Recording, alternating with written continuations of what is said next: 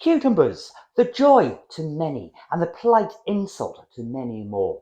Love them or hate them, they make a brilliant, fantastic, amazing wine, especially if you combine them with some seasonal herbs and flavourings. Today, we are going to be making a wonderful, sublime cucumber and mint wine. So stay tuned for the recipe as we go through and create one of the most deserving summer wines you can ever make.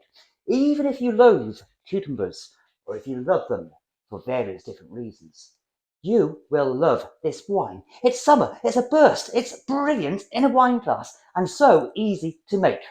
Now what we need is an orgy of cucumbers, about 4 or 1.2 kilograms worth. And what we want to do initially is slice them into very, very thin slices. The more surface area you have of your fruit or vegetable, the more flavour and sugar it departs into your wine. And that's what we want. We want flavour, we want sugar, we want all that good sticky sweetness leaking out and squirting everywhere into the juice to make that brilliant, fantastic wine. With your 4 cucumbers sliced, either with surgical precision and very thin, or more rustically chunked into larger chunks. Your choice, either way works really. We want to incorporate them in with the rest of the ingredients to make this brilliant, fantastic summer wine. So what we need to do is halve 2 lemons ready to extract the juice. We also want to prepare the mint. We want to bruise it to extract all that divine, brilliant aroma and natural oil. That is awesome for the flavour of the wine.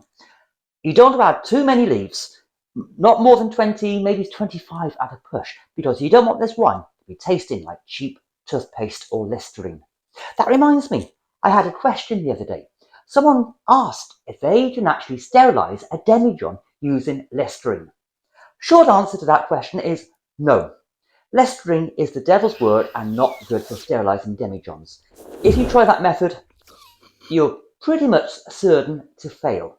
So do not use Listerine for sterilising demijohns. Tip of the day for you. Anyway, halve your lemons, bruise your 20 or so fantastic mint leaves. You can use different types of mint if you like.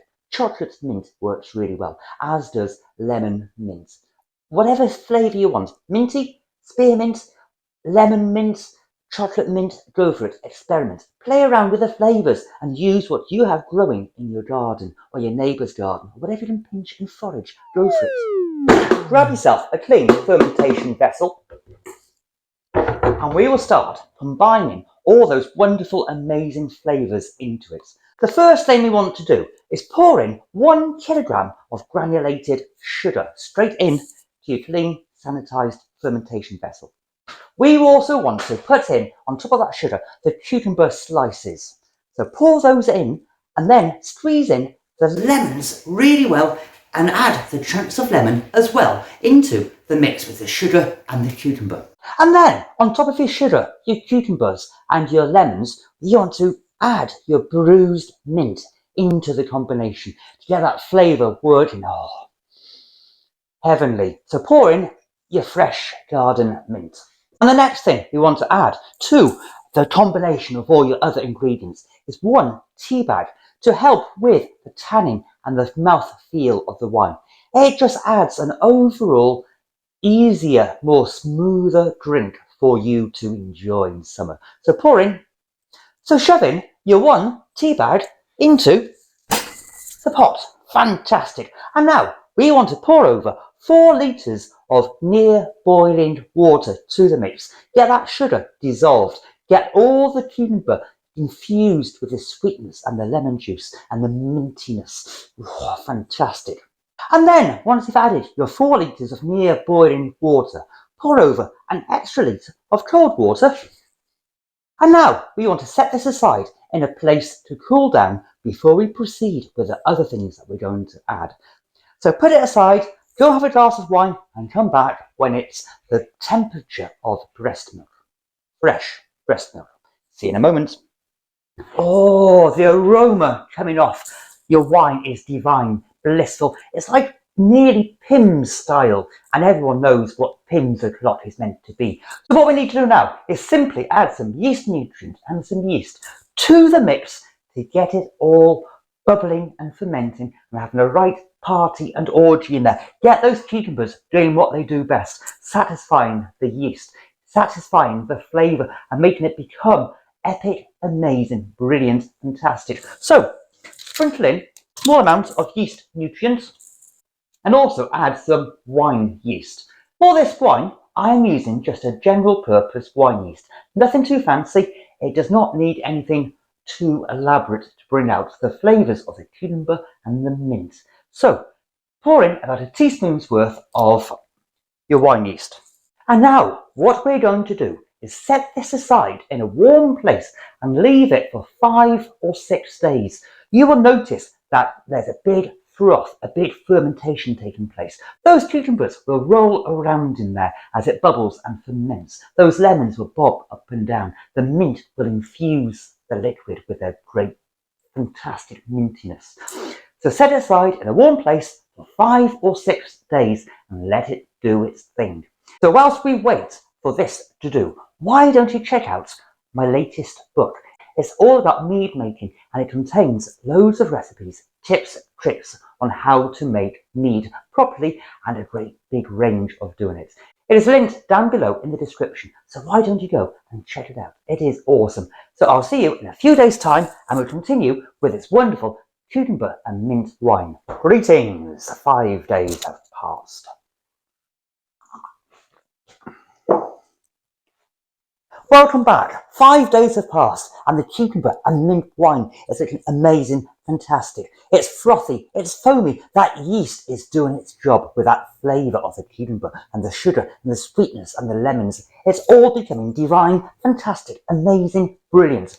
And now what we want to do is move on to the next stage, which is extracting all of the cucumber and putting the liquid into the demijohn. There are numerous different methods that you can use to proceed with this stage. Personally, I like to run the liquid through a sieve or a colander to catch the mint and the cucumber. Oh boy, it smells divine. So what we're going to do now is just simply pour the contents through a sieve into another big vessel, such as a saucepan. You want to capture all the bigger chunks, the cucumber, the lemon halves, the mint leaves, any big bits. It does not matter if some of the sediment goes through. That will filter down, that will be wrapped off later on. One thing I have noticed about cucumber wine every time I have made it, the liquid that you get from fermenting the cucumbers always seems to be rather thick at the start of the fermentation process. But at this stage, when you remove the liquid from the cucumbers, if it's rather thick, don't panic. It's not an issue. It's something to do with the cellular structure of the cucumbers and they release a lot of soluble solids into the liquid, a lot of the cell structure. So don't panic, it is normal for cucumber wine to be thicker at the start. So what we need to do now is transfer the liquid into a clean, sanitized, sterilized demijohn, and you will see just how thick it looks compared to a normal wine must. So grab yourself a clean, sanitized, sterilized demijohn and a clean, sterilized funnel and proceed to pouring the liquid into the demijohn. And as you do pour it in, you'll notice that it does have a certain density to it, which is fine for cucumber wine.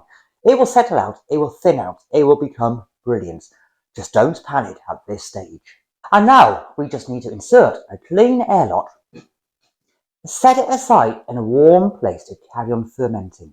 In a few days, you may want to top it up once you've made sure that there's no vigorous fermentation taking place, which will blow out of your airlock.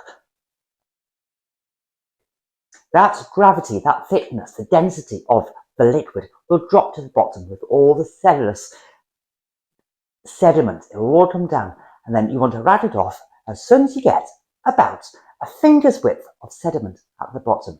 And boy, this is going to be a delicious, fantastic, wonderful wine to enjoy in summer. It does not take long to mature, it does not take long to clear, but you will be most surprised at how it tastes, this wonderful cucumber and mint wine. If you want to see another weird, wonderful wine recipe, check out this video up by here, and I will see you all really soon. You have a good day now.